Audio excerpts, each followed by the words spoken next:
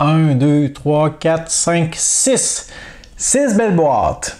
L'école du jeu, en partenariat avec la boutique L'Imaginaire. Au-delà de vos attentes.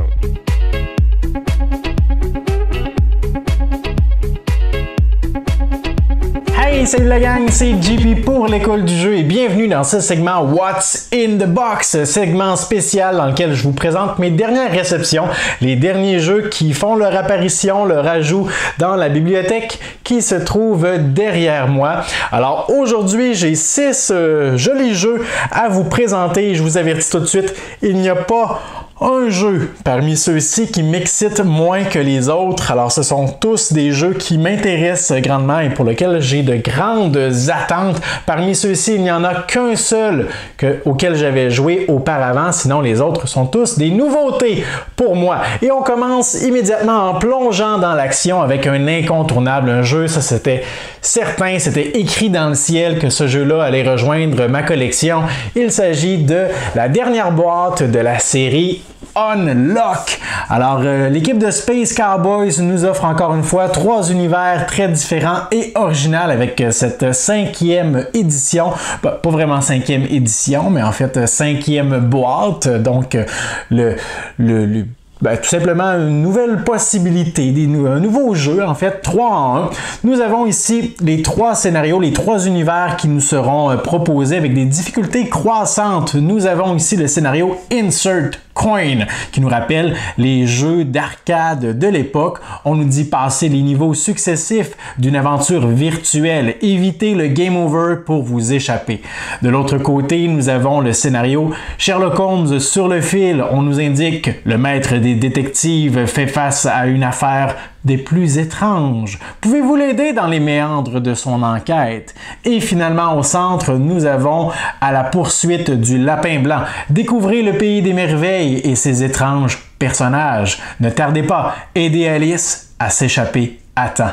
Alors, encore une fois, comme à chaque sortie de nouvelle boîte de Unlock, je suis impatient de plonger dans l'aventure. Alors, je vais attendre mes compagnons habituels pour vivre ces 3 scénarios. Et je pense que dans les jours ou les semaines qui vont suivre notre partie à travers ces scénarios, je vais vous faire une vidéo comparative ou plutôt un retour critique sur les 5 premières boîtes de la série d'Unlock, à savoir quelle est selon moi la meilleure boîte, quel était le meilleur scénario et pourquoi. Alors on met ça de côté et on continue notre exploration avec une grosse boîte, probablement l'une des plus grosses boîtes que je vous présente aujourd'hui. Il s'agit de Thunderstone Quest. Alors, Thunderstone Quest, c'était un jeu qui était sur Kickstarter. Je n'ai jamais joué aux autres jeux de l'univers de Thunderstone, mais celui-ci m'intéressait particulièrement.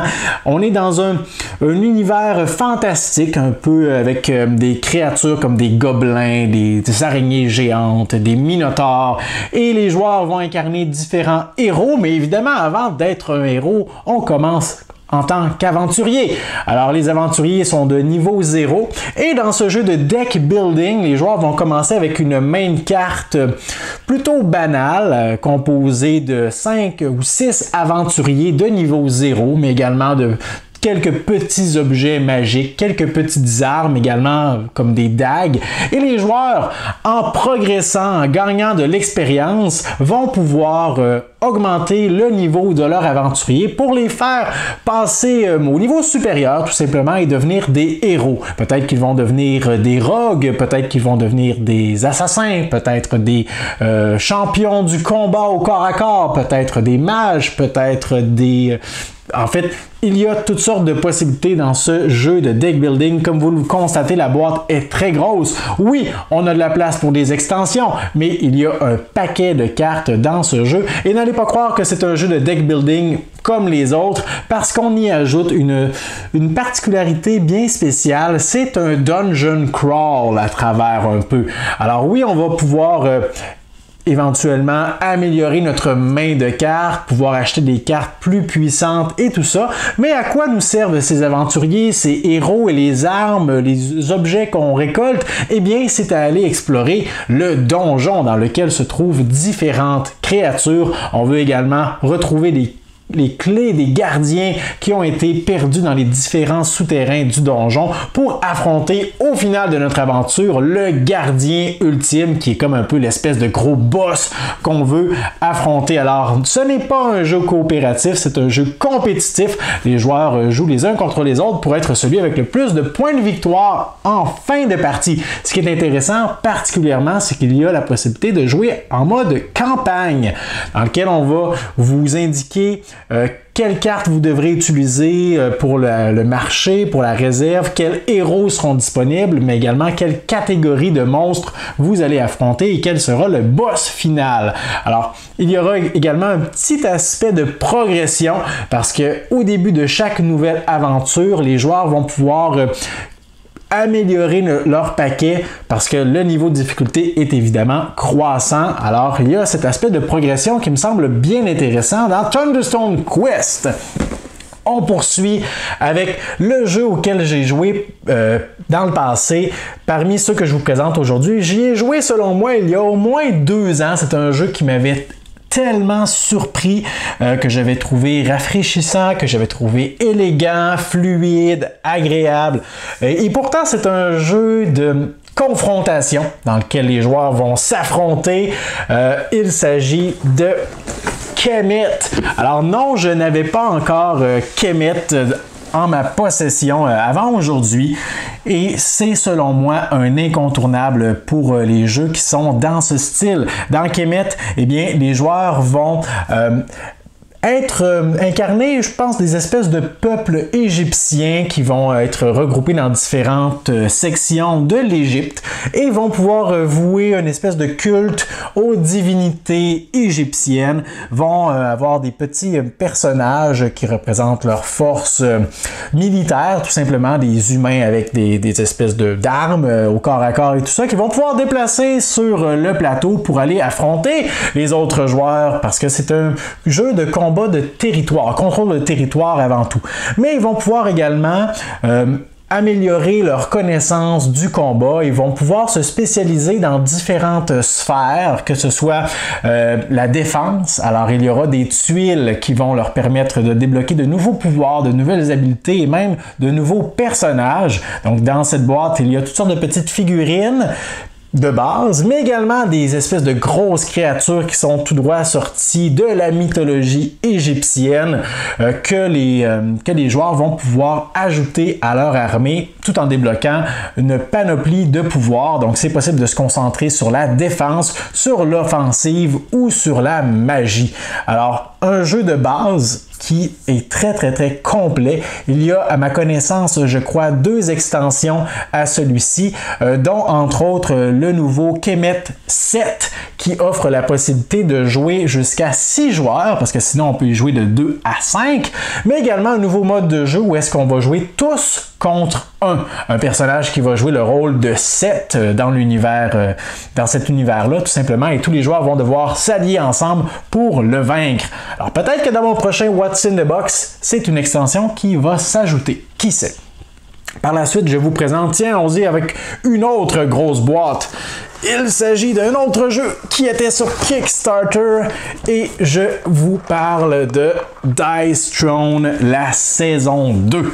Alors, est-ce que la boîte est dans le bon sens? Oui. Vous êtes sans doute nombreux à déjà connaître le jeu Dice Throne qui était sur Kickstarter lors de la saison 1, qui avait une panoplie de personnages disponibles. On a présenté une saison 2 qui a fait fureur. Le côté visuel de la saison 2 est vraiment encore plus attrayant que ce que la saison 1 proposait. Côté qualité également, c'est vraiment numéro 1. Et dans les prochains jours, prochaines semaines, je ne sais pas quand exactement il y aura une saison 3 qui sera disponible sur Kickstarter. Alors ici dans Dice Throne, on incarne différents personnages. Alors en dos de la boîte, on voit les 8 différents personnages qui sont radicalement différents les uns des autres et avec un mécanisme de jeu qui rappelle un peu King of Tokyo où le Yadi, on va lancer des dés. On va avoir 3 lancés au maximum pour générer ce qu'on désire obtenir et par la suite, on va résoudre les phases de dés, déclencher des pouvoirs, des habilités, des attaques, parce que oui, c'est un autre jeu d'affrontement. Les joueurs vont se taper sur la baboune à coups de poing, à coups de fusil, à coups de pouvoir magique et vont essayer, au terme de la partie, d'être le seul survivant, tout simplement. Alors, côté qualité du matériel, vraiment excellent. Je vous ai fait une présentation et un déballage dernièrement sur la chaîne. Si vous ne connaissez pas Dice Throne, vous irez consulter le lien dans la description de la vidéo pour aller voir qu'est-ce que ce jeu propose exactement. Le prochain jeu que je vous présente est l'un des derniers titres d'un auteur prolifique du nom de Stefan Feld. Encore une fois, un incontournable pour moi. Il va aller rejoindre ses compagnons dans ce coin de la bibliothèque. Il s'agit de Forum Trajanum. Alors, Forum Trajanum est un jeu de Stefan Feld. Alors, Stefan Feld est passé maître un peu dans le style de jeu salade de points, où est-ce qu'on peut faire des points de différentes façons, différentes stratégies également qui sont viables pour nous mener à la victoire. Bon, il a fait quelques petits jeux qui s'écartent un peu de ce chemin, mais c'est pourquoi on connaît Stefan Feld avec entre autres Trajan et Castles of Burgundy qui sont 2 bons exemples de cela.